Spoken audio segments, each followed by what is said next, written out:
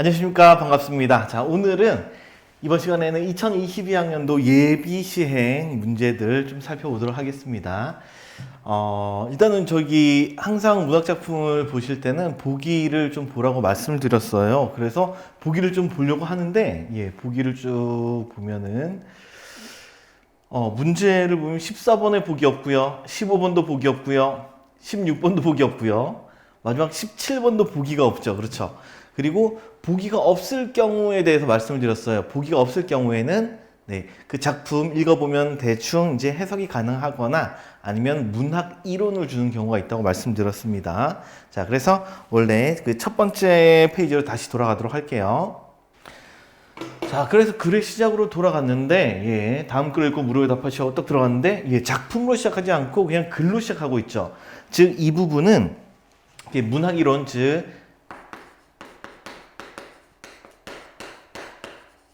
문학 이론을 주는 부분이고요. 이 문학 이론이 보기를 대체하는 글에 해당됩니다. 그래서 이 문학 이론 부분을 여러분들이 명확하게 이해를 하고 나서 그러면서 이해하는 과정 속에서 작품을 감상해야지만 문제풀이를 정확하게 할 수 있다는 것을 알 수가 있는 그런 구조로 해당되고요. 자, 그러면 우리 그 앞에 있는 문학이론 좀 상세하게 내용 좀 확인해 보도록 할게요. 자, 고전 시가의 세계에서는 많은 사람들에게 애창되던 작품이 후대로 전승되다가 창작 당시와는 다른 상황에 놓이면서 변모하는 사례가 종종 발견된다. 그래서 앞으로 이 글에서는 어떤 작품이 있고 후대에서 변모되는, 변화가 되는 그런 것들에 대한 내용이 나온다는 얘기죠. 즉 작품들이 서로 연관성이 있다는 얘기예요.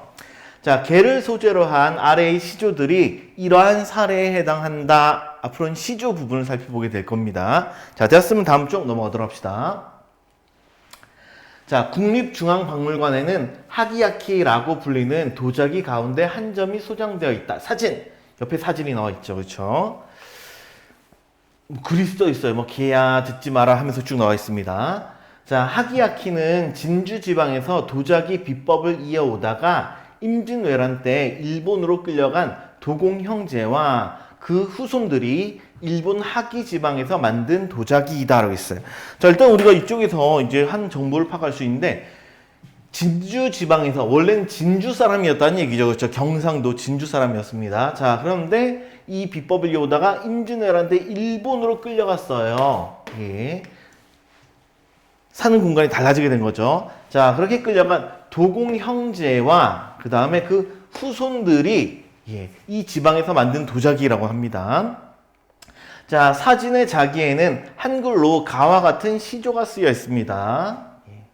이렇게 쓰여 있네요. 자, 그게 밑에 나와 있고요. 사진 이렇게 놨어요. 가 볼게요.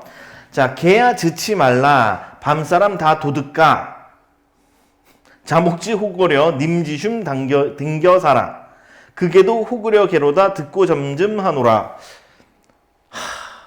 한숨만 나옵니다. 해석이 안 돼요. 도대체 무슨 내용인지 전혀 모르겠습니다. 자, 그러고 나서 다음 구절로 넘어가도록 할게요. 모르니까 어쩔 수가 없어요. 아는 만큼 봐야 되는데 뭔 소리인지 전혀 모르겠어요. 개야 이것만 알 것 같습니다. 다음 구절 내려가겠습니다. 자, 이어서 그런데 18세기의 가집인 고급 명작가의 이와 유사하면서도 그보다 더 이른 시기에 창작된 작품 나가 수록되어 있어 주목된다라고 했어요. 자, 일단 뭐 가집이라면 노래책이에요. 노래책. 노래를 모아놓은 노래 모음집 정도로 이렇게 볼 수 있고요. 자, 어쨌든 이 책에 가보다 더 이른 시기에 창작된 작품 나라고 했어요. 즉 나가 지어지고 그 이후에 창작 시기상 나가 앞서고 그 이후에 가가 창작됐다는 얘기죠. 이런 정보를 주고 있습니다. 이런 것들을 파악을 해야 된다는 얘기예요. 우리가 말씀드렸죠. 문학 이론 내용이 나오면 그 문학 이론의 내용을 확실하게 개념을 잡고 내용 파악을 하고 작품을 보라고 했습니다. 자, 나 작품 읽어보도록 할게요. 개야 짖지 마라. 짖지 마라 이런 뜻이죠. 개야 짖지 마라. 밤사람이 다 도적가. 다 도적이냐 이런 뜻이 되겠어요.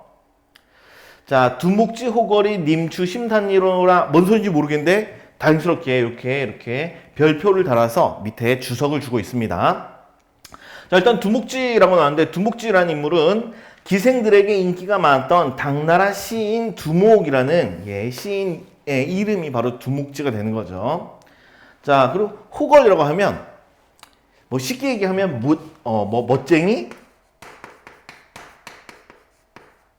멋진 남자 정도가 돼요. 지혜, 용기, 거기다가 풍채, 풍모까지 모두 갖춘 아주 완벽한 남자. 순간 선생님 같은 사람이라고 하려다가 온갖 욕을 먹을 것 같아서 잠깐 머뭇거렸어요. 죄송합니다. 네.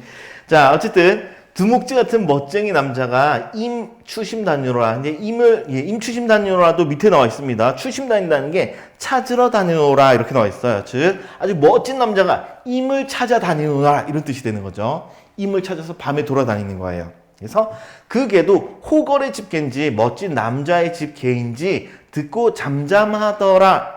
조용해졌다는 얘기죠. 자, 이렇게 우리 이 작품 다시 한번 좀 살펴보도록 하겠습니다. 처음에는 개야 짖지 마라라고 했어요. 처음에는 개가 짖는 상황이었던 거죠. 개가 막 왕왕왕왕 막 짖고 있었어요. 근데 뭐라고 하냐? 밤사람은 아마 밤에 다니는 사람 정도일 것 같아요. 밤에 다니는 사람이 다 도적이냐? 라고 얘기합니다. 다 도적이냐? 라고 물어봤다는 얘기는 궁금해서 묻는 게 아니죠. 심지어 개에게 얘기를 하고 있으니까. 그러니까 밤에 다니는 사람이 다 도적은 아니다. 이런 뜻이 되겠어요. 원래 개가 짖는 것은 아마 낯선 사람이니까 아마 도적이 아니냐 하고 개가 막 왕왕왕왕 도적아 물러나! 라면서 짖었을 텐데 다 도적은 아니다 라고 하는 거죠. 즉 개는 처음에 낯선 사람 도적일 거야 하고 짖었을 텐데 다 도적이 아니니까 짖지 마라 라고 얘기를 한 거죠. 자, 그리고 두목 시인 멋쟁이가 임을 찾아다닌다 이렇게 됩니다. 아마 두목지 호걸은 실제로 여기에 이제 중국 시인이죠. 중국 당나라 시인인데 이 두목지 호걸이라는 것은 진짜 두목 그 시인 자체를 얘기하는 게 아닐 거예요. 그 두목처럼 멋진 남자가 되겠죠. 이게 두목지 같은 멋진 남자가 임을 찾아다니기 때문에 짖지 마라 라고 얘기하는 거죠. 그럼 우리 이 부분 이렇게 생각할 수 있습니다. 개야 짖지 마라 라고 해서 화자가 명령을 내렸는데 명령을 내린다? 이 표현이 좀 어색한가요? 어쨌든 이렇게 개한테 시켰는데 그 이유가 이것 때문이죠. 모든 사람이 다 밤에 다닌다고 모든 사람이 다 도적이 아니다. 심지어 두목지 같은 멋진 남자가 임을 찾아다니기 때문에 짖지 마라 이렇게 되는 거겠죠. 그래서 이렇게 개야 짖지 마라 라고 하는 그 말에 대한 이유로 볼 수가 있습니다. 자, 어쨌든 이렇게 얘기했더니 실제로 그 개도 호걸의 집개인지 듣고 잠잠하노라 하더라 라고 하면서 실제로 개도 이 말을 알아듣고 조용해진 거죠. 개가 이 화자의 명령을 듣고 실제로 조용해졌다는 것을 알 수가 있습니다. 아주 영리한 개네요. 조용해! 짖지 마! 라고 했더니 진짜 조용해졌어요. 자, 여기까지 되었으면 다음 구절 내려가서 계속 살펴보도록 하겠습니다. 자, 밑에 내려가서 가와 나는 일부 시어의 표기가 다르긴 하지만 대부분의 구절과 표현이 일치하기 때문에 같은 작품으로 간주된다라고 했어요. 자, 이 구절 다시 한번 보세요. 자, 일부 시어의 표기가 다르긴 하지만 그렇지만 대부분 일치하기 때문에 같은 작품으로 간주가 된대요. 즉 가와 나는 표기상의 차이점만 있을 뿐 그냥 같은 작품인데 표기만 달랐다 이런 뜻이 되는 거죠. 자, 나가 우리나라에 전하고 있을 뿐 아니라 오기가 거의 없다는 점에서 오기라는 것은 잘못된 표기를 뜻합니다. 자, 잘못된 표기가 거의 없다는 점에서 조선에서 오래전부터 전승되어 오던 이 나 작품을 고국에서 익힌 도공들이 일본으로 끌려가 도자기를 구울 때 가를 기록해 넣은 것으로 판단된대요. 자, 우리 이 내용 다시 한번 확인해 볼게요. 자, 원래는 오래전부터 전승되던 나였습니다. 그런데 도공들이 일본으로 끌려가서 도자기 속에 나를 기록했대요. 자, 그러면 우리 이 글을 통해서 진짜 말하고자 하는 바 원래는 가 작품이 먼저 나왔었고 그 다음에 이것이 나중에 나로 다시 표기가 되었다는 얘기죠. 다시 적혔다는 얘기예요. 가가 먼저고 그 다음이 나이다. 잘못 말씀드렸네요. 죄송합니다. 잘못 말씀드렸어요.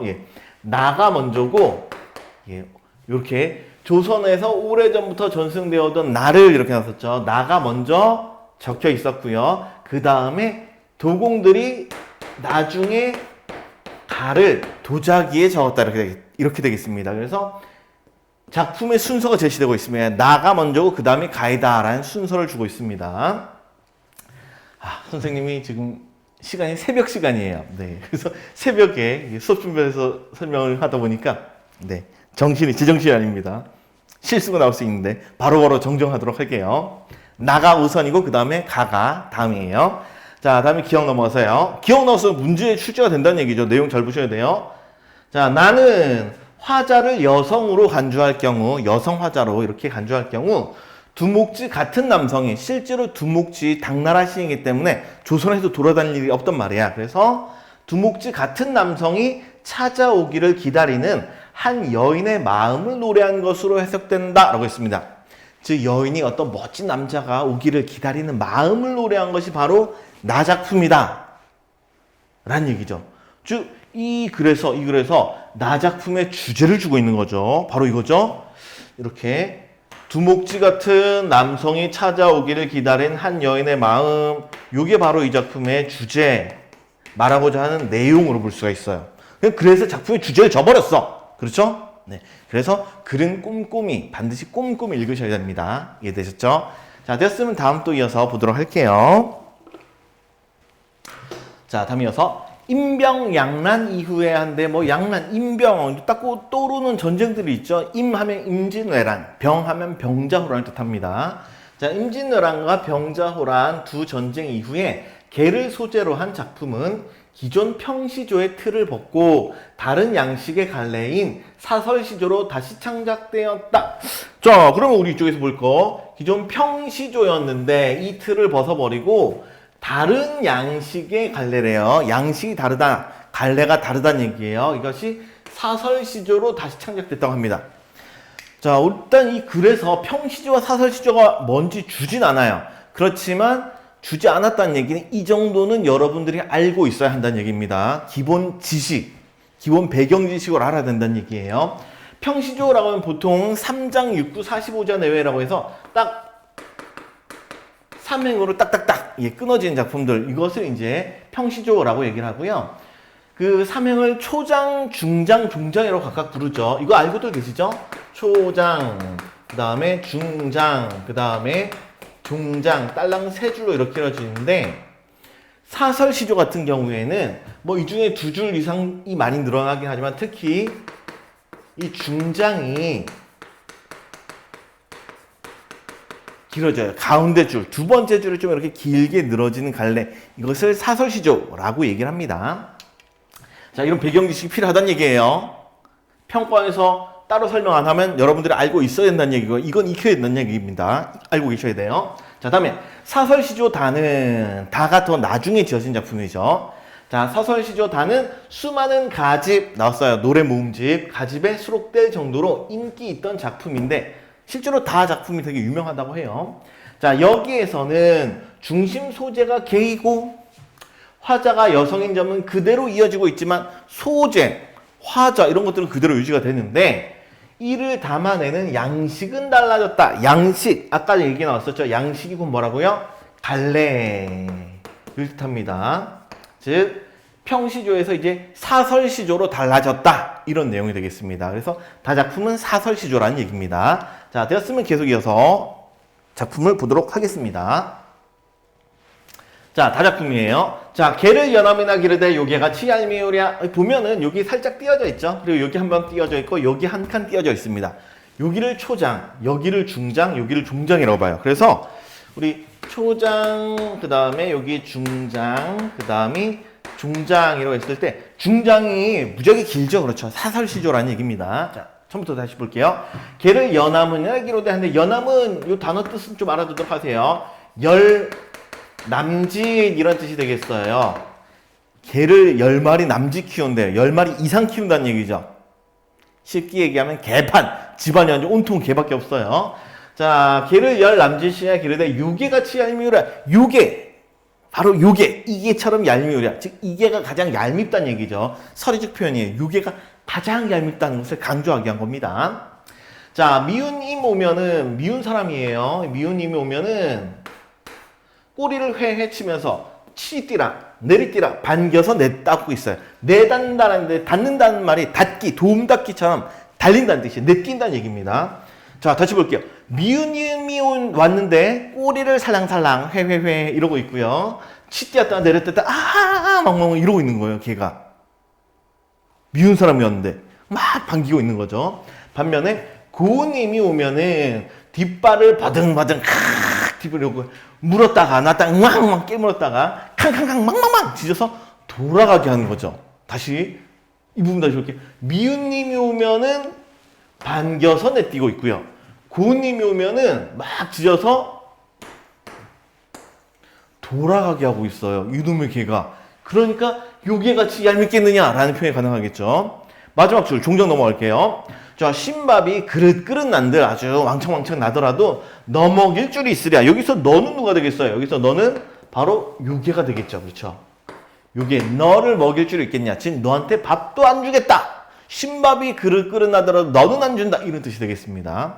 재밌는 작품이죠. 자, 참고로 이 작품이 사설시조라고 말씀드렸는데 이렇게 중장이 길어졌다는 특징도 있고요. 사설시조 같은 경우에는 또 다른 특징이 되게 사실적으로 나타나요. 사실적. 그 사실적인 건 어디서 기인하냐면 실제의 모습 혹은 실제의 소리를 흉내낸 말, 즉 의성어나 의태어 같은 음성 상징을 많이 사용합니다. 이런 특징이 있어요.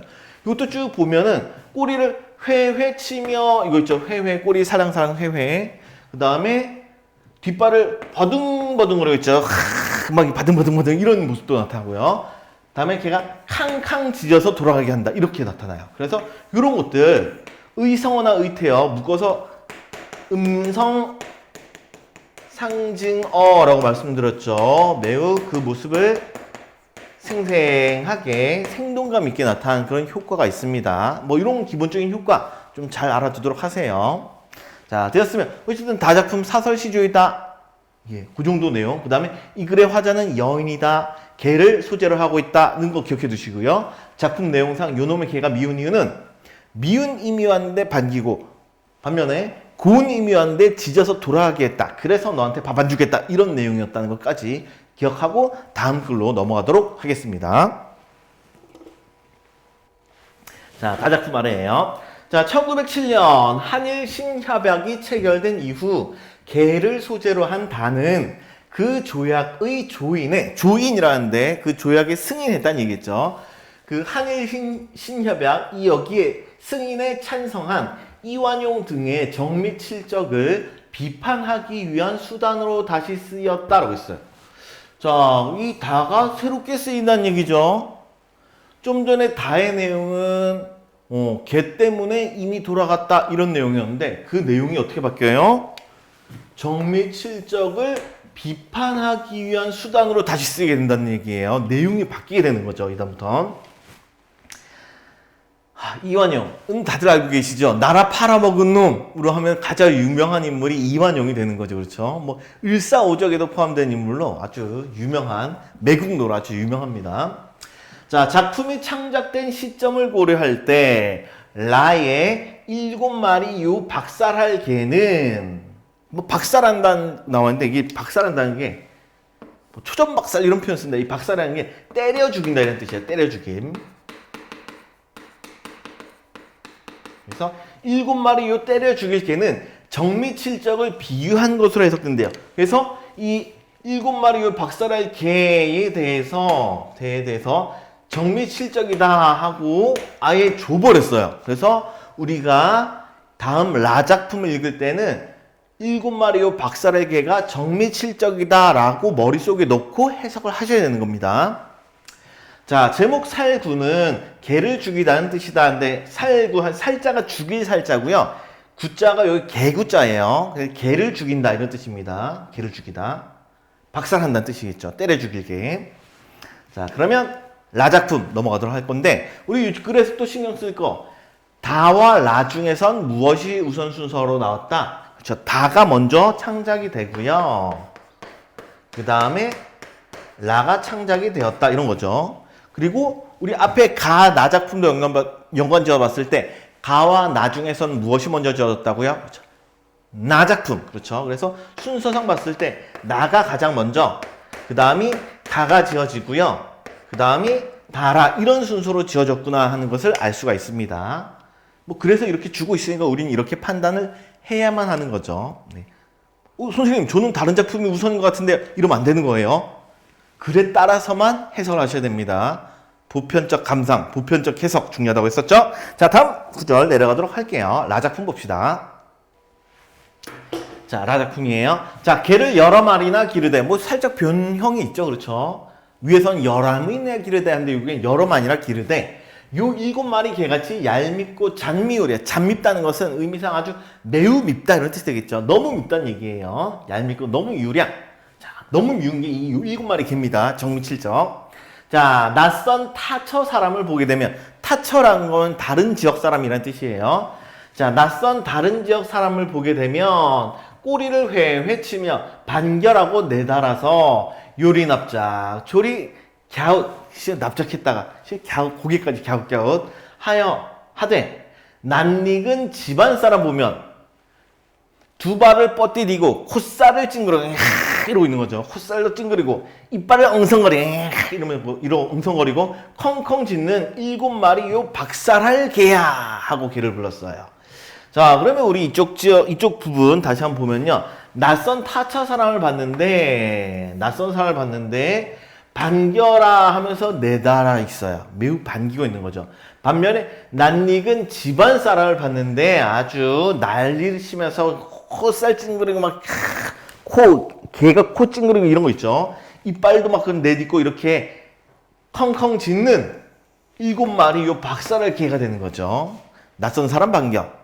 그 다음에 낯익은 사람은 짖고 있어요.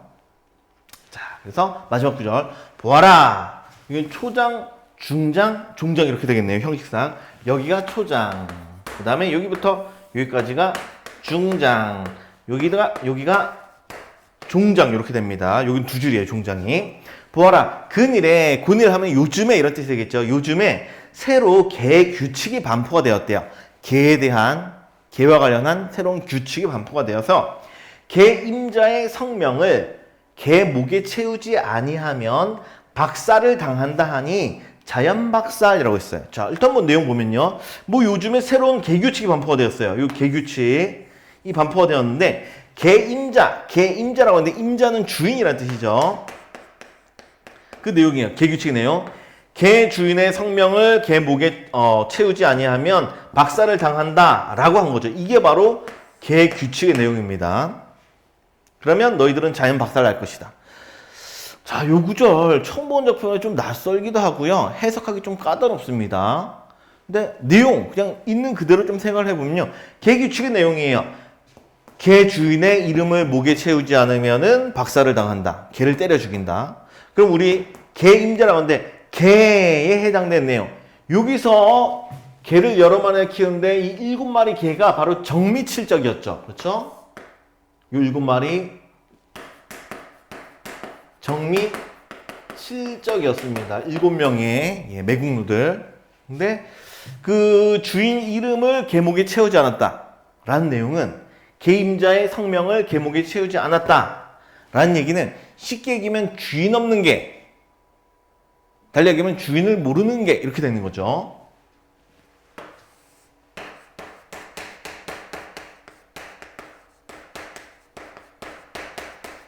걔는 박살을 당한다는 얘기입니다. 즉 우리 정미칠적 같은 경우에 정미칠적의 주인은 누군가요? 일본인가요? 조선인가요? 원래는 이 사람들도 조선 사람이죠. 그렇죠? 근데 자기가 어느 나라 사람인지 모르는 거야. 쉽게 얘기하면 이름이 채워지지 않은 개랑 동일한 거죠. 그렇죠? 그래서 너희들은 어떻게 될 것이다? 자연 박살 날 것이다. 너희들은 때려 죽여야 된다. 이런 내용이 되는 거죠. 우리 이 락을 위해서 문학 1호 부부에서 이런 내용이 있었어요. 네, 정미칠적을 비판하기 위한 의도다. 즉 너희들은 자연 박살이다. 너희들은 때려 죽여야 된다. 이런 내용에 해당되는 거죠. 그렇죠? 지금 선생님이 작품 구절을 이런 식으로 해석을 했는데 정미칠적을 때려 죽인다고 이렇게 얘기를 했는데 이렇게 해석할 수 있는 이유는 뭐 때문이에요? 위에 나온 문학 이론 때문에 그런 거죠. 보기가 있으면 보기대로, 보기가 없으면 문학 이론대로 작품을 해석을 하셔야 됩니다. 매우 중요해요. 자, 되었으면 밑으로 또 내려가도록 하겠습니다. 자, 마지막 부분이네요. 자, 이상과 같은 변모의 사례들에서는 앞선 작품의 형식과 내용이 그대로 이어지기도 하지만 표기, 표현, 주제, 양식 등에서 다양한 변모가 이루어지기도 한대요. 일단 표기라고 하면 적는 걸 얘기하죠. 얘는 단어 수준에서 달라졌다는 얘기고요. 표현이라고 하면 뭐 표현 방법이 달라졌다는 얘기예요. 뭐 수사법, 각종 표현 방법, 수사법이라던가 이런 것들이 달라진 거고요. 다음 주제가 달라졌다는 것은 내용도 완전히 달라진 거고요. 얘는 내용이 달라진 거고요. 다음에 양식이 달라졌다는데 양식이라는 것은 앞 작품의 시작 부분에 나왔었죠. 갈래가 달라졌다는 뜻입니다. 갈래. 즉 평시조에서 사설시조로 이렇게 갈래가 달라지는 게 양식에서 변모가 이루어진 겁니다. 자, 이러한 변모는 이본, 작품, 갈래의 세 가지 차원으로 구분할 수 있대요. 즉 내용을 나눠야 된다는 얘기예요. 이본, 작품, 갈래. 그럼 우리 앞에 나왔던 가나, 다라 작품은 여기에 따라서 이본, 그 다음 작품, 그 다음 갈래 순으로 구분을 해봐야 되는 거죠. 자, 이본 차원의 변모는 앞선 작품의 표기나 표현 가운데 일부가 바뀌기는 하지만 이랬어요. 즉 표기나 표현은 변화가 가능하다는 얘기입니다. 이건 달라질 수가 있다는 얘기예요. 자, 그렇지만 주제, 그 다음에 양식 등은 대체로 그대로 유지되는 경우, 내용 측면, 그 다음에 갈래 측면, 즉 평시조에서 평시조, 혹은 사설시조에서 사설시조 이렇게 유지가 돼야 된다는 얘기입니다. 이런 것들은 유지가 돼야 됩니다. 자, 그러면 우리 위의 내용에서 표기나 표현은 조금 달라졌지만 주제나 양식이 그대로 유지되는 경우라고 하면 우리 가나를 생각해 보세요. 가와 나 작품 이거는 유지가 됐나요? 표기는 다른가요? 그렇죠? 쓰는 게 좀 달라졌었죠? 반면 주제나 양식은 그렇죠. 내용도 비슷하고요. 그렇죠? 어떤 여인이 그렇죠? 두목지 같은 아주 멋진 남성을 기다리는 내용도 유지가 됐고요. 그리고 가작품과 나작품 모두 어떤 시조예요? 그렇죠? 모두 평시조에 해당이 되는 거죠. 그렇죠? 그래서 이 이본 차원 같은 경우에는 이 A의 이본 차원은 즉 어디에서 어디로? 그렇죠? 나작품에서 가작품으로 변화한 경우 이게 바로 이본 차원으로 볼 수가 있습니다. 주제 양식 측면에서 봤을 때 우리 다에서 라로 넘어가는 것은 갈래는 동일하게 사설시조이지만 주제가 달라졌단 말이야. 그래서 다에서 라로 넘어간 것은 이본 차원으로 볼 수가 없겠죠. 자, 이해되셨죠? 자, 다음 넘어가서요. 자, B. 이번엔 작품 차원의 변모는 앞선 작품의 양식은 그대로 따르지만 있어요. 양식은 그대로, 즉 유지가 된다는 얘기예요. 양식은 동일한 거예요.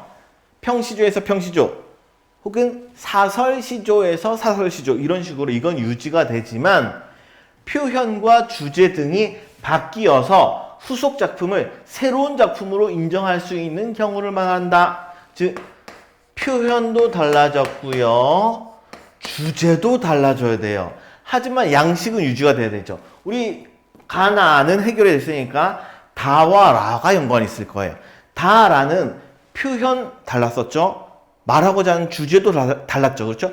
다에서는 임을 그리워하는 어떤 여인이 걔를 원망하는 내용이었다면 라 같은 경우엔 정미칠적을 비판하기 위한 내용이었죠. 그렇죠? 주제가 달라졌습니다. 그래서 이 작품 차원의 변모 같은 경우에선 이유는 아마 다 작품에서 라 작품으로 변화된 경우 이게 바로 작품, 새로운 작품이다. 즉 작품 차원의 변모이다 라고 말할 수가 있을 것입니다. 자, 마지막 시 갈래 차원, 말 그대로 갈래가 달라졌다는 얘기죠. 갈래는 양식, 즉 평시조에서 사설시조로 넘어가는 바로 답이 나오겠네요. 그렇죠? 가나에서 다로 변하는 경우에 해당될 거예요. 자, 이 갈래 차원의 변모는 이것은 새로운 작품이 앞선 작품과 다른 양식에 근거하여, 즉 양식에서 변화가 있어야 됩니다. 자, 여기에서 근거하여서 수속 작품을 새로운 갈래로 보아야 하는 경우를 말한다 라고 나와 있고요. 이건 아마 가 또는 나에서 여기에서 다로 변화되는 경우 이렇게 볼 수가 있는데 참고로 가는 우리 일본에서 도공이나 후손들이 지었다고 했으니까 예, 가에서 다로 넘어가기 좀 힘들 것 같죠. 그렇죠? 왜? 얘는 일본에서 지어진 것이고 얘는 일본이고요. 그다음에 나는 조선에서 계속 오랫동안 불러왔던 작품이죠. 그래서 아마 변화 양상은 나 작품에서 다 작품으로 넘어간다. 이렇게 보는 게 적절한 해석에 해당이 될 것 같습니다. 자, 글을 다 읽었으니까 이제 문제풀이 들어가도록 하겠습니다. 자, 넘어가 봅시다. 자, 14번. 기억을 바탕으로 나를 감상한 내용으로 적절하지 않은 것은 이라고 얘기를 했어요. 자, 그럴 땐 당연히 기억을 한번 좀 살펴봐야겠죠. 기억으로 올라가 보도록 하겠습니다. 자, 기억이에요. 자, 나는 나 작품에 대한 얘기고요. 나는 화자를 여성으로 관지할 경우 화자는 여성이다. 그 다음에 두목지 같은 남성, 즉 아주 뛰어난 멋쟁이 남자가 찾아오길 기다린 한 여인의 마음을 노래한 것이다. 이런 측면을 바탕으로 문제를 풀어야 된다는 얘기죠. 자, 다시 문제 돌아가도록 할게요. 자, 우린 적절치 않은 것을 찾아야겠어요. 자, 1번 볼게요. 자, 초장에서 화자가 개에게 짖지 마라 라고 얘기를 했었죠. 이것은 밤사람이 개가 짖는 소리에 발걸음을 되돌릴까 염려했기 때문이다 라고 얘기했어요. 자, 우리 시작 부분 다시 떠올려 보면요. 개야 짖지 마라. 밤사람이 다 도적이냐? 다 도적이진 않다. 다 도적은 아니다.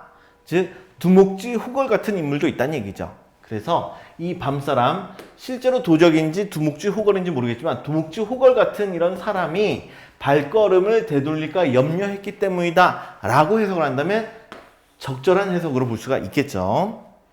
다음 2번. 초장의 도적과 중장의 두목지 호걸은 두목지 호걸은 모두 화자가 기다리는 사람을 가리키고 있대요. 자, 개에게 짖지 말라고 얘기를 했었는데 짖지 말라고 한 이유는 도적이기 때문에 그렇겠어요? 두목지 호걸이기 때문에 그렇겠어요? 그렇죠?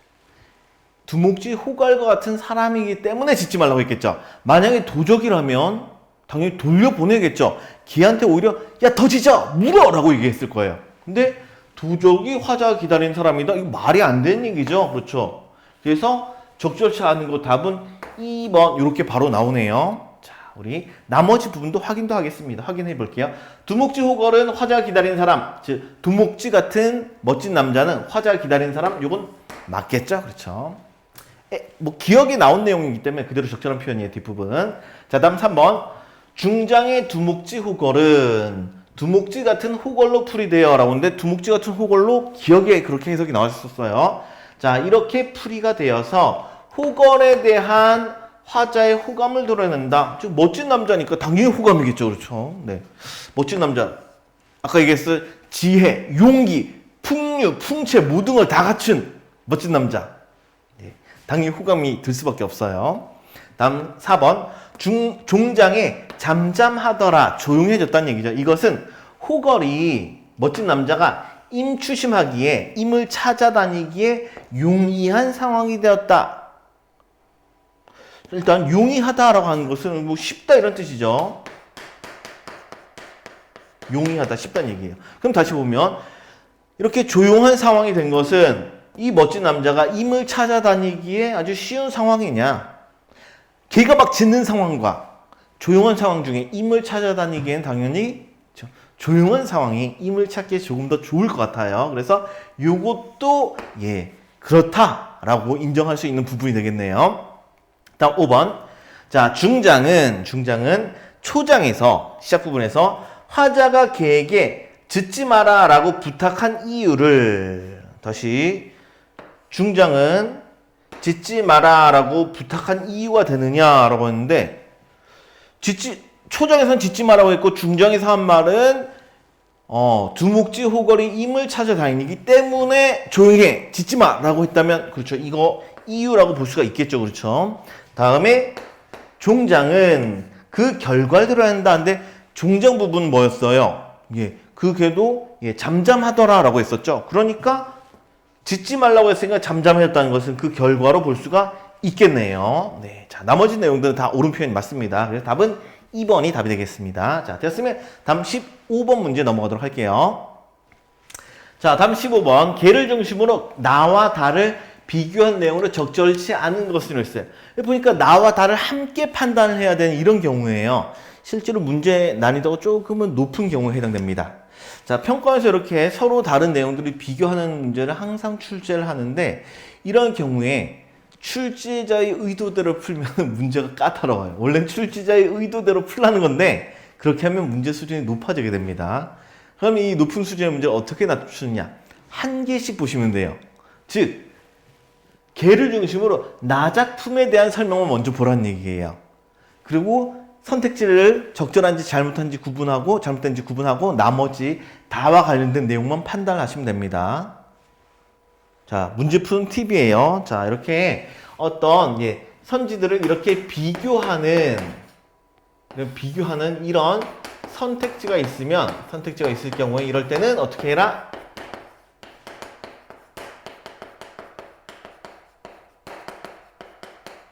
하나씩 판단하자. 하나만 잡고 쭉쭉쭉 나가는 거예요. 즉, 나 작품이 있으면 나 작품에 대한 내용을 한번 떠올려보고 그와 관련된 내용들만 쭉쭉쭉 먼저 옳은지 잘못된지 판단을 하라는 얘기입니다. 매우 중요한 겁니다. 문제 푸실 때 이렇게 푸셔야지 헷갈리지가 않아요.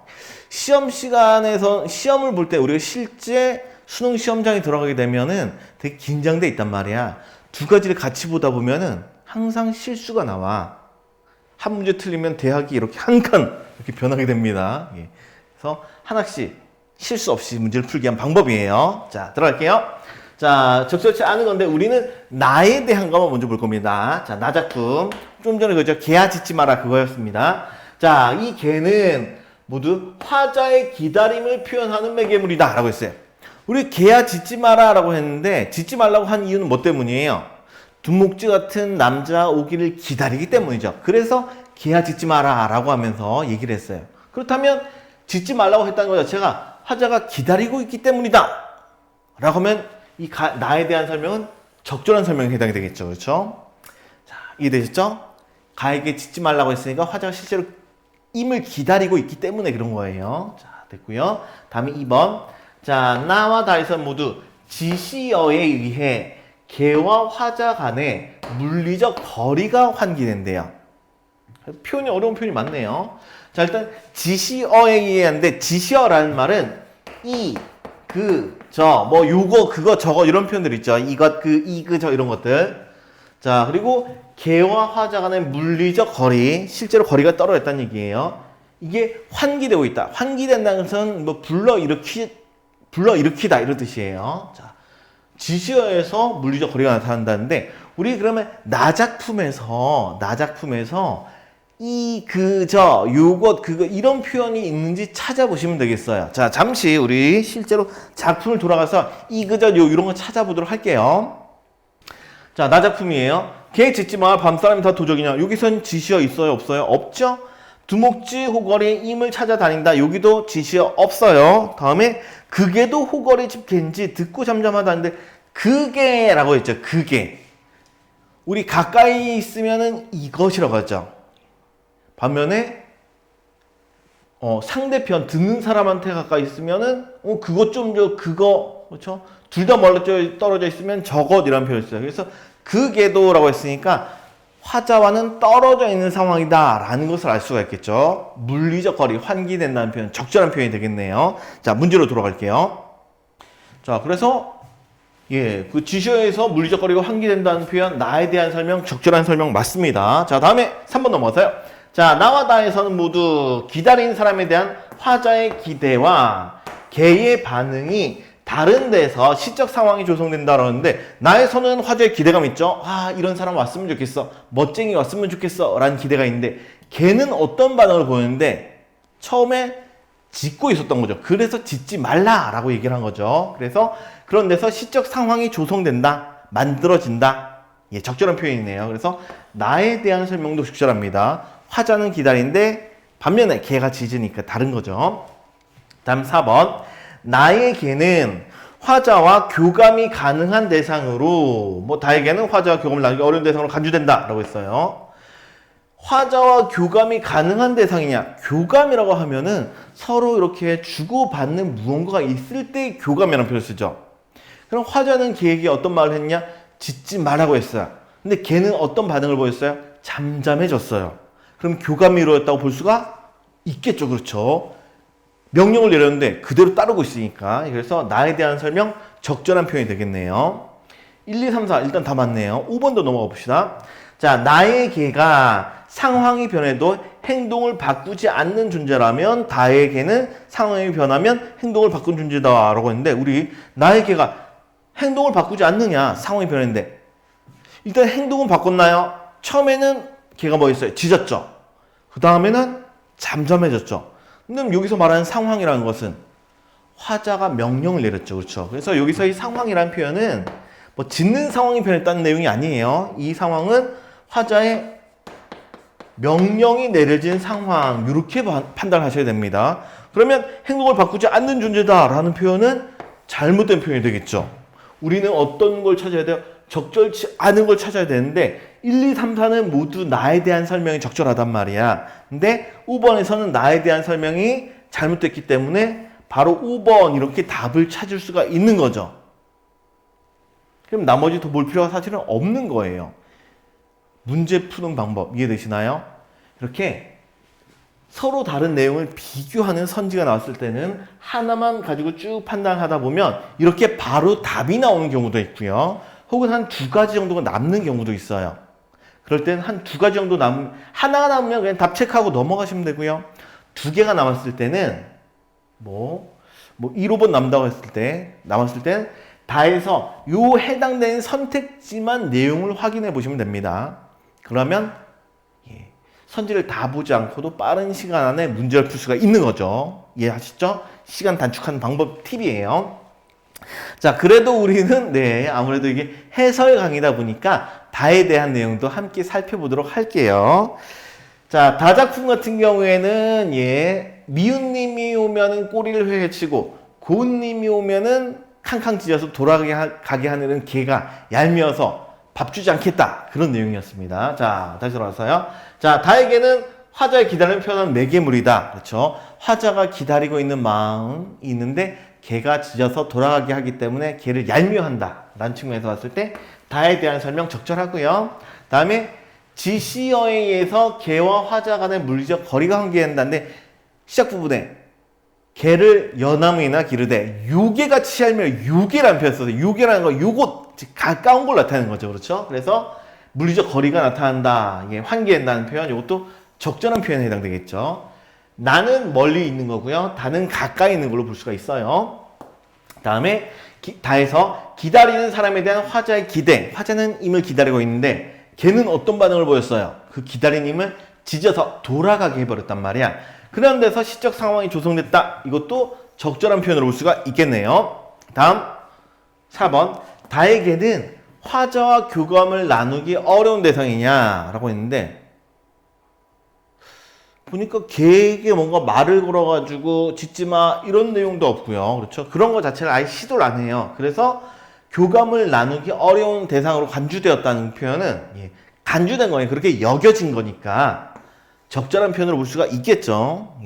만약에 교감을 나눌 수 있는 교감이 가능한 대상으로 간주가 됐다면 처음부터 걔야 미운 사람 오면 짖어 고님이 오면 짖지 마 라고 얘기를 했을 겁니다. 그렇죠? 교감이 가능한 대상이었다면. 근데 교감을 나누기 어려운 대상으로 여겨졌기 때문에 그런 명령조차 내리지 않은 걸로 볼 수가 있겠어요.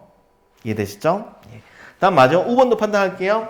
자, 다행히 걔는 상황이 변하면 행동을 바꾸는 존재로라고 했는데 이거는 그렇게 볼 수도 있을 것 같아요. 미운님이 온 상황과 고운님이 온 상황 행동이 달라졌네요. 그렇죠? 그렇다면 상황이 변하면 행동을 바꾸는 존재로 지시된다. 이거는 적절한 설명으로 볼 수가 있습니다. 참고로 다에 대한 설명은 모두 옳은 선지로 볼 수가 있겠네요. 진짜 나만 봤는데 아주 럭키 빠른 시간에 풀 수가 있었어요. 자, 다음 문제 넘어가도록 합시다. 자, 다음 16번 문제고요. 자, 가라 사이에서 이루어진 변모의 양상을 A에서 C에 따라 적절하게 구별한 것은, 그래서 이번에 옳은 것을 골라야 되고요. A는 이본 차원에서, B는 작품 차원에서, 다음에 C는 갈래 차원에서의 변모가 이루어져야 됩니다. 그 본문의 내용을 좀 간략하게 정리를 했는데, 우리 이본 차원에서의 변모라는 것은 표기나 표현만 달라지는 거예요. 표기와 표현. 그 다음에 주제라든가 혹은 양식, 즉 갈래 평시조에서 평시조, 다음에 사설시조에서 사설시조, 이런 것들은 유지가 되었어야 됐고요. 이렇게 표기나 표현만 달라지고 주제 내용도 비슷하고 갈래도 비슷한 것은 나가 작품이었죠. 가나 작품이었습니다. 그래서 가나에서 변한 것은 이런데, 우리 가에서 나로 변한 게 있고 나에서 가로 변한 게 있는데, 본문에서 가 작품은 일본에 건너간 도공들이 있었고요. 나 작품은 기존부터 이어져 오던 조선의 작품이었죠. 즉 가와 나 중에서 먼저 지어진 것은 나 작품에 해당이 됐습니다. 그래서 가부터 시작되었다는 1, 2번은 지어주셔야 되고요. 요거 나에서 가로 변했다, 나에서 가로 변했다, 이건 적절하지만 다에서 라는 또 이제 우리 다에서 라는 주제가 다른 거죠. 다는 임에 대한 그리움, 라는 정미칠적 비판, 이렇게 된단 말이야. 그래서 주제 양식이 변하기 때문에 5번은 지워주시면 되겠어요. 답은 3, 4번 중에 답이 나와야겠죠. 다음에 작품 차원의 변모인데, 작품 차원의 변모는 주제나 표현, 이것은 달라져야 되고요. 양식, 즉 갈래가 유지가 되어야 됐어요. 그래서 가나 내용이 나오든 혹은 다라 내용이 나오는데, 가나는 앞에서 나왔고요. 예. 다음에 다라 수준에서 나와야 되는데 다라가 바로 여기 있는 거죠. 근데 요건 지워주고 요건 맞다, 이렇게 되겠어요. 참고로 나에서 다로 변화될 때는 나 작품은 평시조였죠. 다 작품은 사설시조였어요. 앞에는 평, 뒤에는 사설, 이렇게 되니까 양식의 변화가 있기 때문에 3번은 답이 될 수가 없는 거죠. 그래서 답은 4번, 이렇게 답은 체크할 수가 있고요. 나머지도 그냥 해설 강의니까 확인만 할게요. 갈래 차원의 변모는 양식이 변화해야 되는 거고요. 양식이 변한다는 것은 앞에 평시조에서 뒤에 사설시조로 넘어가는 내용이 있어야 돼요. 그래서 가나 작품에서 다 작품으로 변하는 것, 특히 가 작품은 일본에서 지었으니까 다로 넘어가기 힘들고요. 그래서 나에서 다로 넘어갔다는 것이 적절한 표현이 될 수가 있겠죠. 그래서 답은 4번이 답이 되겠습니다. 자, 이제 마지막 문제인 17번 넘어가 보도록 합시다. 자, 마지막 문제네요. 예, 수업이 끝입니다. 자, 가다라의 향유 양상에 대한 추론은 적절치 않은 것은, 잘못된 것은 이라고 했네요. 자, 우리 이게 사실은 새로운 신유형 문제에 해당돼요. 기존 평가원에서는 이런 식으로 출제된 적이 한 번도 없었는데, 우리 작품에 대한 가정을 바탕으로 새로운 해석을 시도하는 아주 독특한 유형이에요. 근데 막 새로운, 보세요. 향유 양상에 대한 추론으로, 심지어 추론 문제란 말이야. 문학인데 추론해야 돼. 신기하죠, 그렇죠? 예, 이런 유형처럼 향유 양상, 뭐 향유한다는 것은 전에도 한번 다룬 적이 있었는데, 그것을 이렇게 누리는, 즐기는, 이런 뜻이에요. 그것을 누리는 모습에 대한 추론으로 적절하지 않은 것, 매우 독특합니다. 자, 어쨌든 우리가 이것을, 문학 작품을 향유하고 감상을 해야 되는데 우리 주관이 개입될 수 있죠, 그렇죠? 그래서 이런 문제들을 반드시 보기 또는 문학 이론, 이 부분을 꼭 잡고 늘어지셔야 돼요. 이거 돼야지만 요거 나머지 해석이 가능합니다. 자, 그럼 시작할까요? 1번부터 보도록 할게요. 자, 개야 짓지 말아, 그랬죠? 자, 일본으로 끌려간 도공들이 기록한 것이라면, 근데 도공들이 기록했다, 이런 거 본문에서 언급이 됐었죠, 그렇죠? 자, 이런 것이라면 한글 표기를 통해 그들이 고국에 대한 기억을 간직하고 있었음을 알 수 있겠군, 이러겠어요. 자, 한글을 적었대요. 이 한글은 어느 나라의 것이에요? 그렇죠? 조선의 것이죠, 그렇죠? 조선의 표기입니다. 그렇다면 고국, 옛 나라에 대한 기억을 간직했다라는 표현, 요거 이런 해석 가능하겠죠? 그렇죠? 본문에서 도공들이 진주지방에서 일본을 끌려갔다고 했고, 그 다음에 한글로 도자기에다가 새겨 넣었다고 가정을 한다면 이런 해석 가능한 거죠. 자, 다음 2번. 가가 일본에서 태어난 도공들의 후손, 이번 이 도공들의 후손이 기록한 것이라면, 이런 것도 지문에서 언급이 됐던 부분입니다.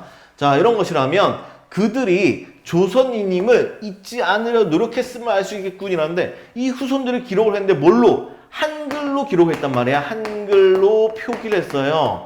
한글로 표기했다는 것은 우리는 어느 나라 사람이다. 그렇죠? 여전히 조선인이다. 이런 해석이 가능한 거죠. 그렇다면 조선인임을 잊지 않으려 노력했다라는 표현도 가능합니다. 자, 뭐 1, 2번은 판단하기 매우 좀 간단해요. 자, 다음 3, 4, 5번. 사실 이 부분이 좀 까다로웠어요. 자, 들어가 볼게요. 자, 다가 만나지 못하는 고운임에 대한 원망을 표현한 것이라면 이미 오지 않는 것이라서 자, 원망을 표현한 것이라면 걔는 고운임 탓에 부당하게 대접받고 있는 셈이다라고 했습니다. 자, 이거 조금 더 생각을 해봐야 되는데 고운임에 대한 원망, 우리 본문에서는 임을 원망한 내용이 있어요, 없어요? 없지요, 그렇죠? 그냥 개가 짖어 돌아갔다라고 했지만 우리 이렇게 가정을 해보자는 얘기예요. 표현한 것이라면이라고 가정하고 추론을 해보자는 얘기예요. 그렇다면 우리가 어떻게 해석을 해야 되냐? 그 작품을 우리 조금만 더 생각을 해볼게요. 우리 애인 집에 놀러 갔어요. 예, 물론 애인이 없을 수도 있어요. 네, 네. 애인 없을 수 있죠. 어쨌든 예, 남자친구 집이나 여자친구 집에 놀러를 갔는데 그 집 개가 짖어요. 내 애인 집에 있는 개가 짖어요. 그럼 우리 그냥 돌아가나요? 개가 짖네. 무서워라. 도망가야겠다. 돌아가요? 안 돌아가죠. 그 개를 가둬두고 그 친구랑 함께 놀거나 또는 야, 너 나와. 그게 무서우니까 나와. 우리 나가서 놀자. 라고 하면서 나갈 수 있단 말이야. 그런데 그 작품에서는 다작품에서는 어떻게 했어요? 그냥 개가 짖는다고 이미 돌아가 버렸단 말이야. 그럼 조금 더 생각을 해보면 이 이미 돌아간 이유는 개 때문이 아니었던 거죠.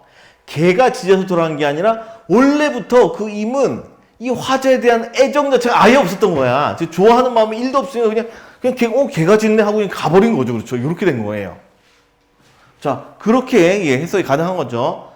좀 너무 해석이 깊어지나요? 어쨌든 고운임에 대한 원망을 표현한 것이라면 이라는데 이건 우리가 받아들여야 되는 가정입니다. 자, 그렇다면 걔는 고운임 탓에 부당하게 대접받고 있다. 즉 원래 임을 원망하는 내용이 나와야 되는데 임이 오지 않는 이유를 개 탓을 하면서 개에게 신밥이 그릇그릇 나더라도 주지 않는 상황이 된 거죠. 즉 이놈의 임 때문에 개가 밥도 못 얻어먹는 상황이란 말이야. 그렇다면 고운임 탓에 부당하게 대접을 받고 있다는 표현은 적절한 표현이 되는 거죠. 그렇죠?